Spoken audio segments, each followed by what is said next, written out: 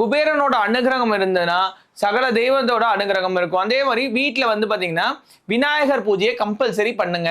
விநாயகர் பூஜை எப்படிங்க பண்ணணும் அப்படின்னு கேட்டிங்கன்னா, விக்கிரகம் இருந்தால் அந்த விக்கிரகத்துக்கு அபிஷேகம் பண்ணலாம். இல்லை ஃபோட்டோ இருந்ததுன்னா அந்த ஃபோட்டோ நல்லா தொடச்சிட்டு சந்தன குங்குமம் வச்சு அருகம்புல் இருக்கும் பாருங்க, எங்கே பார்த்தாலும் கிடைக்கும். அந்த அருகம்புல்லோட தன்மை என்னன்னா எல்லா இதுவுமே அழுகி போகும். ஆனால் அருகம்புல் அழுகாது. உங்களுக்கு வந்து பார்த்தீங்கன்னா காஞ்சி தான் போகும், கருகி போகும். ஆனால் அழுகாது. அது வந்து தரையில் பார்த்தீங்கன்னா அழுகாது, காஞ்சி போகும், கருகி போகும்.